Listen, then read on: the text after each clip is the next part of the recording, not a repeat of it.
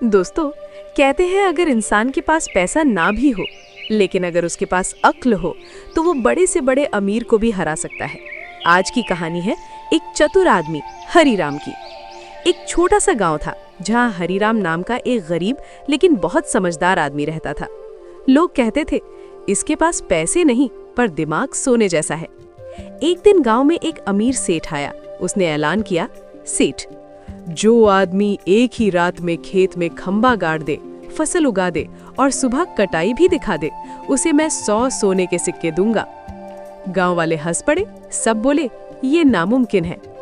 हरीराम आगे आया और बोला, हरीराम, सेठ जी, मैं आपकी शर्त पूरी कर सकता हूँ। रात को हरीराम खेत में गया। उसने खंबा गाड़ा, नीचे बीज डाल दिए और पास के खेत से पहले से कटी फसल लाकर खंबे के चारों ओर फैला दी। सुबह सेठ और गांव वाले पहुंचे। खंबा भी था, फसल खड़ी दिख रही थी और कटी फसल भी सामने थी। सेठ हैरान, सेठ, ये कैसे हो सकता है?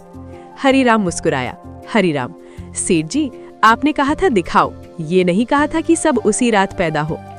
सेठ चुप रह गया, शर्त हार गया।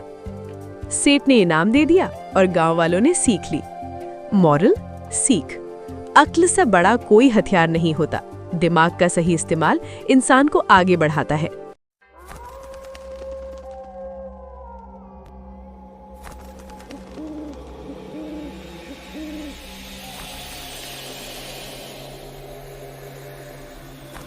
चंदनपुर गांव के बाहर एक पुराना पीपल का पेड़ था। गांव वाले कहते थे, सूरज ढलने के बाद उधर मत जाना, वहां कोई इंतजार करता है। लेकिन शहर से आया अमन इन बातों को अंधविश्वास मानता था। उसे गांव के स्कूल में मास्टर की नौकरी मिली थी।